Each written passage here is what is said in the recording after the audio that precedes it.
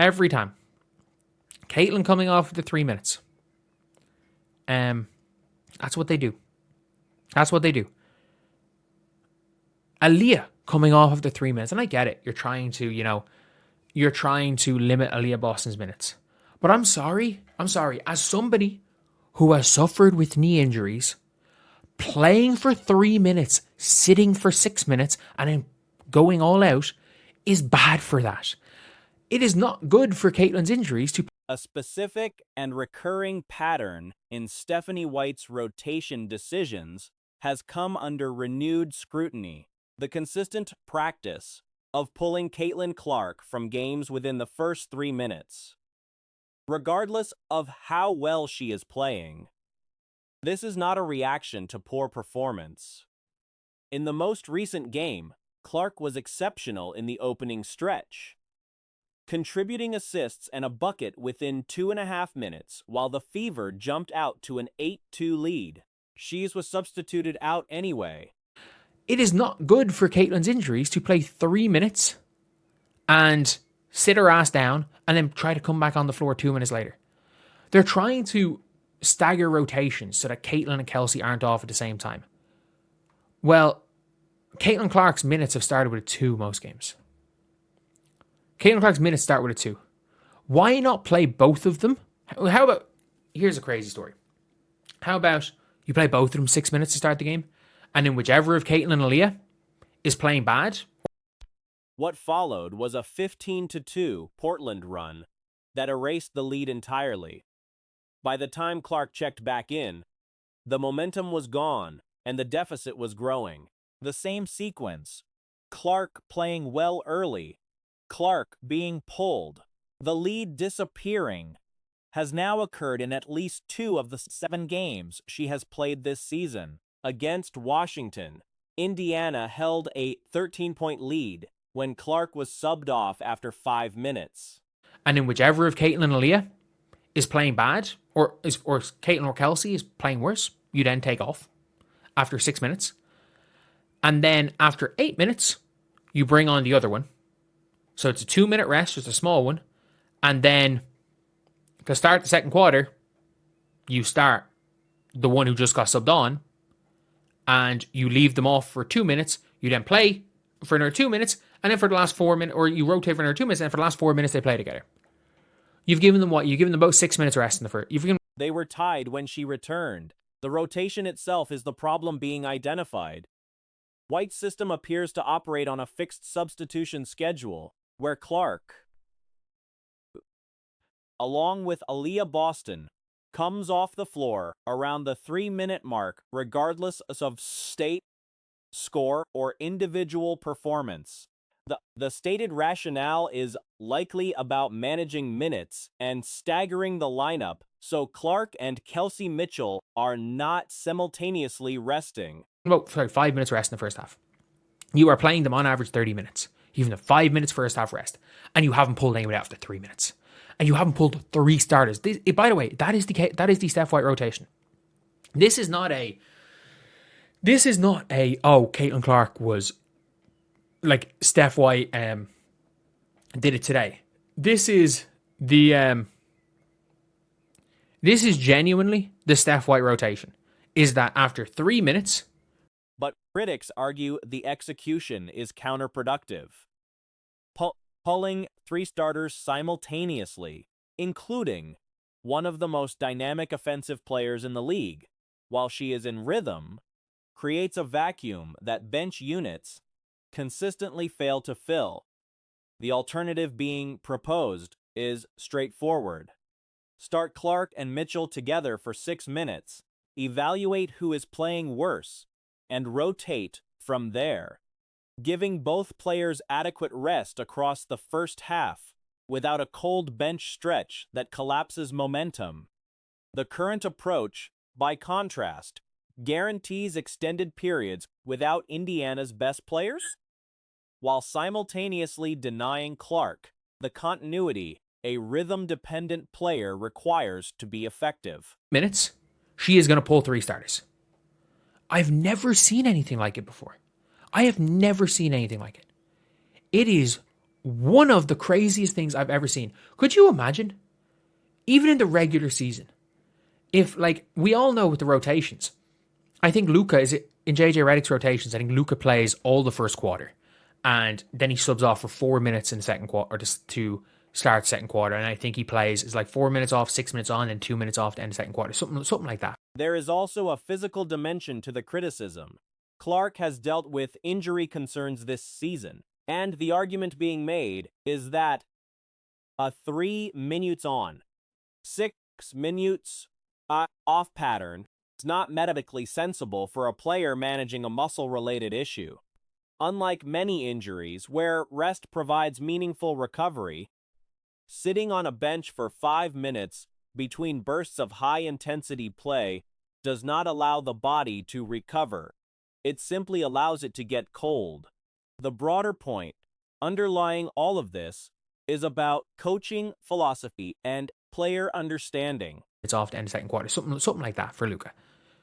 But like Caitlin Clark's rotation gets pulled after 3 minutes.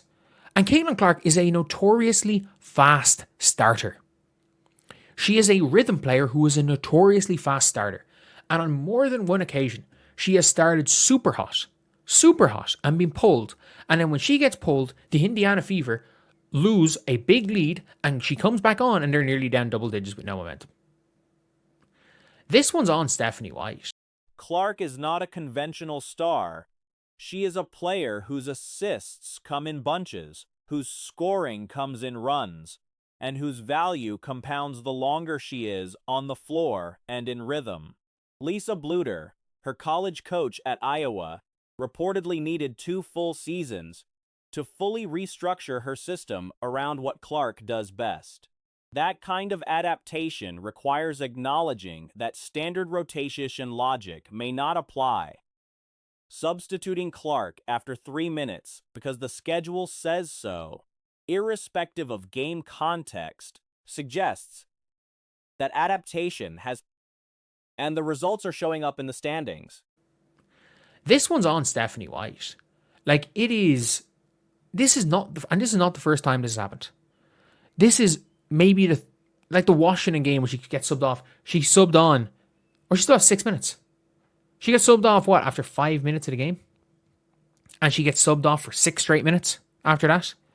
This is not the first time the Fever have been completely in control of a game and have decided we are going to sub off Caitlin for a decent chunk of time for no reason. Stephanie White's post-game press conference following the Portland loss has drawn sharp criticism, with the coach's explanation for her substitution decisions doing little to satisfy those already questioning her judgment. The sequence at the heart of the controversy is straightforward.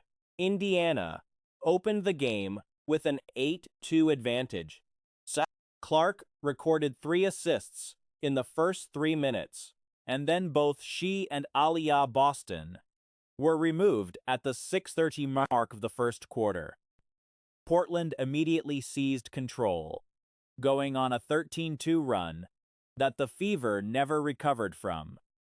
White's explanation was framed around routine rather than reasoning. For a decent chunk of time, for no reason. I don't think Steph White understands anything about Caitlin Clark as a player. I don't think Caitlin Clark scores in bunches. I've never seen a player assist in bunches, but she does. I have never seen anyone like Caitlin Clark. She is an indescribable player. Everything, when you are coaching, for better or for worse, there's going to be a lot of bad with Caitlin, but there's going to be so much more good if you let her be her. For better or for worse, everything you've learned about Boston's removal was attributed to ongoing physical restrictions that limit her minutes. Clark's exit was described as consistent with the team's established substitution schedule, the same window in which she has typically been rested throughout the season. The one exception White cited was the Golden State game, where Clark stayed on longer specifically because pulling her would have left Raven Johnson as the only ball handler available. That game ended in a loss as well. a detail that did not go unmentioned by those evaluating the pattern. So that's why she's coming out. And that's typically around the same time that we've taken out Caitlin before. We did it in Golden State because, quite honestly, we didn't want Raven in that environment without another ball handler on the floor. But that's been our typical substitution pattern. Didn't y'all lose the last game to Golden State? And maybe part of the reason you lost the damn game is because of this. Your substitution patterns. The press conference itself lasted roughly 3 minutes, and notable questions went unasked by the reporters present. The rebounding struggles that plagued Indiana throughout the game received no scrutiny. The defensive breakdowns that allowed Portland to score 37 points in the third quarter alone were touched on only briefly, with White attributing the problems to slow rotations and a lack of urgency, framing it through the team's internal principle of being active, aware, and anticipating. She acknowledged the rotations were sluggish when Indiana began doubling, but offered no structural explanation for why that kept happening. Patterns, Stephanie. At this point, the Indiana Fever has to fire Stephanie White. I mean, there is no excuse, no reason in hell to keep her as your coach, to keep her basketball team. Guys, listen to this. Listen to this bullshit. You guys started on an 8-2 run, and then after Portland took a timeout, kind of just flipped the script. Just what changed, either on their end or on your end? On the three-point shooting difficulties, Indiana went 0 of 8 from deep in one recent game and 0 of 9 in this one before a late second quarter make. White said the team simply has not shot the ball well from distance all season. The solution offered was repetition and timing. Getting the ball to open shooters on target, not a dribble or two late, and attacking the rim early in games to open up perimeter. Looks later when defenses collapse. The consistent thread running through White's public comments across multiple press conferences is an absence of direct personal accountability. Substitution decisions are described as collective patterns rather than individual choices. Timeout kind of just flipped the script. Just what changed, either on their end or on your end? I just thought they were the hungrier team. I thought that they played with a relentless, effort, a relentless pursuit to get to what they wanted, to be disruptive on defense, to get to their spots on offense. I thought their competitive spirit was better than ours. And Caitlin had 3 assists in the first 3 minutes of the game. Then both her and Aaliyah checked out, I think, around the 6:30 mark. Then Portland went on a 13-2 run. Just what was the reasoning for checking them out, or did either of them request a sub? Defensive collapses are attributed to the team's execution rather than preparation or scheming. When a reporter raised the 13-2 run that immediately followed the substitution, White did not acknowledge the causal connection that falls within the established rotation framework. The argument gaining momentum among observers is that this approach reflects something deeper than communication style.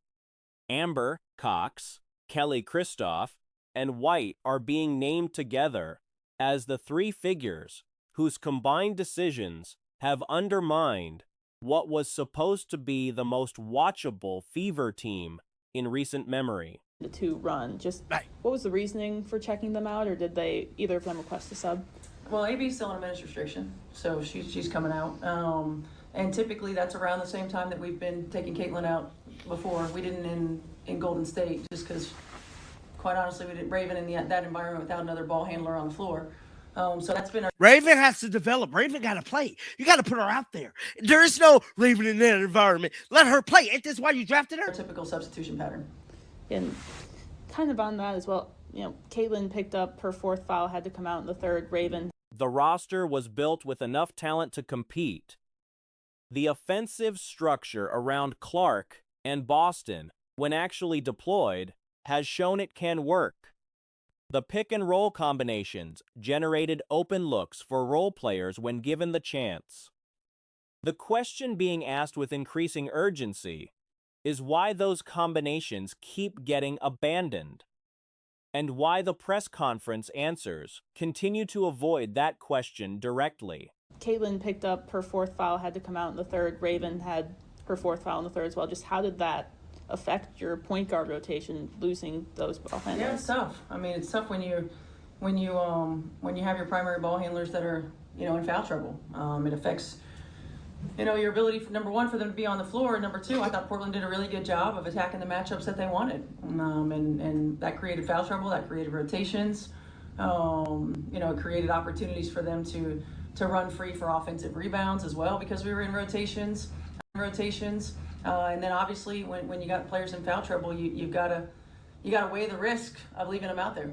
And Caitlin, something I've noticed press conference after press conference after press conference is Stephanie White fails to take responsibility for her action. Now, when they asked her about this damn substitution, this is our, not this is my, not this is on me.